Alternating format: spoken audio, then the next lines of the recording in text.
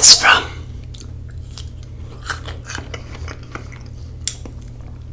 a cinnamon roll. So Roman and I went to get donuts this morning, and have you know it, they were closed today. I'm like, are you kidding me? Sunday is like the most important day to be open. So, guess what? We found a cinnamon place. A cinnamon roll place. Please forgive me, I thought I heard a demogorgon. Okay, so,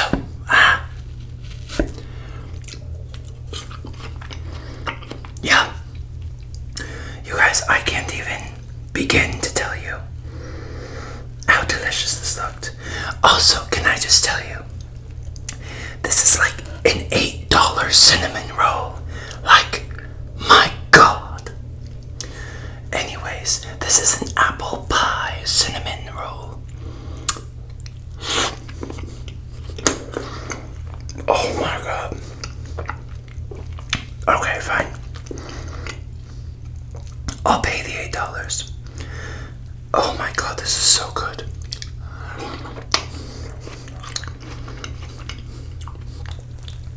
Wow. I have never had. This is like an insane cinnamon roll. I have never had a cinnamon roll like this. Like, I've had some good ones, but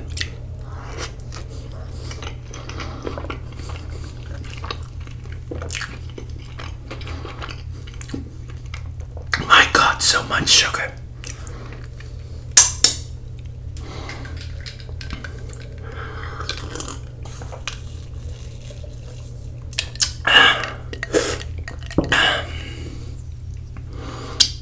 Well, you have to cleanse the palate, or it just won't work. My God, you guys.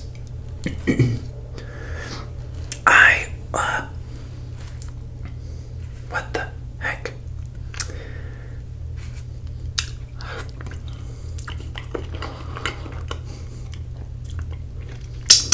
My God. So, we have a story time again today. I feel like that's becoming a thing here, is story times. But you know what? I have done a lot of weird crap in my life, or a lot of weird things have happened to me.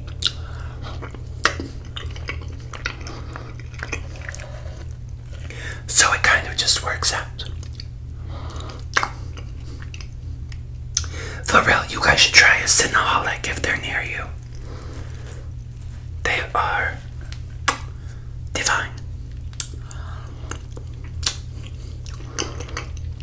My daughter just got a regular one.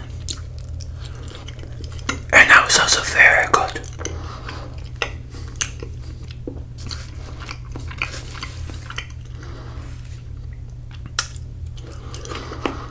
So, okay. Today's story time is an actual how I almost died. Like, I really should have not. I mean, you'll see. So,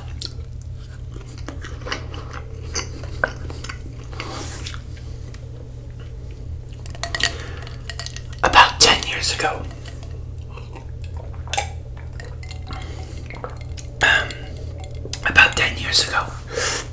I had this weird pinch in my side. And I was like, oh, that's weird. And it went off and on for a few months. And I was just like, it's kind of weird.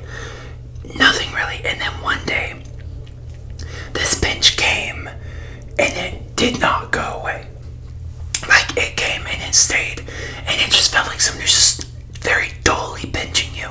But when it becomes like a prolonged thing, you're like, okay, please chillax. So, I go into the urgent care because it's already like, later in the evening.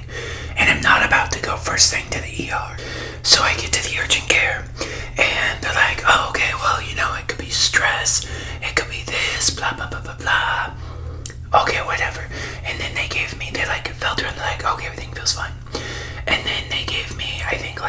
ibuprofen or some bullcrap, in case something was like inflamed. And I'm like, okay. So I go, I'm not a doctor. And then it stays throughout like the whole night and like the whole next day. And finally I get up the next day and I'm like, okay. So that night after work, or after school, I can't remember, I think school. After school, I went to a different urgent care, and they're like, okay, well, let's do, what did they do? Did they do an x-ray? They did an x-ray or an MRI, I can't remember. They did something, probably an x-ray. So, the guy came back and he's like, I don't really know what this is, but it looks like there's like a large something like by your liver, but I can't really see what it is with what we have here. And I'm like, oh, okay. So he's like, so I'm gonna suggest that you go over to the ER and I will send like my notes and stuff over there so that they can do, testing and stuff. And I'm like, oh, okay. So I go over to the ER and they get me like right in, which was very nice. And they admit me into the ER and I go back, I have like my room. I'm literally like laying in bed watching TV for like an hour or two. And then somebody comes in, they're like, okay, we just called in a emergency ultrasound technician. And I'm like, what is happening? I'm like, what is happening? And I'm like, oh, okay. So they do an ultrasound. And then we come back and then they do like a ton of like blood tests and all this stuff on me, like urine tests, everything.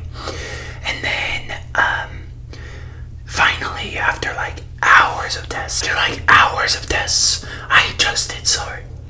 Like after hours of tests, finally a doctor comes in and he's like, it appears that you have a very large tumor on your liver. And I was like, I'm sorry, what? And so he's like, yeah. So we're like talking and he's like, just from like my judgment here, I'd be, very safe to say that it's most likely stage 4 liver cancer. And I'm like, come again. Okay. Mind you, it's like 5 in the morning. I'm completely alone. Like, my mom was gonna come in with me. And they're just like, no, it's just, whatever. So I'm like completely alone in here. And, this guy just told me I had like stage 4 liver cancer. And he's like, can I get you anything? Should I call someone? Blah, blah, blah. And I'm like, I don't know what to do here. So fast forward, they like got me set up with like an oncologist. All this stuff, I went in for a biopsy. So the tumor itself was like 12 inches by 14 inches. And back then I was much slimmer. And so I guess it was like tucked up under my rib cage or something. I don't really remember. So we got biopsies done. Comes back, not cancerous. Okay. So then they continuously do like MRIs and stuff to figure out what to do. And they're like, okay, so it's benign. However, it is getting so like over this like, was it like an artery? If there's like an artery that goes through this area, it was basically attaching itself to that. And they were like, so this is like a life-threatening thing now where you will die if you don't get it figured out. So we had to first of all find a surgeon that would actually operate on it.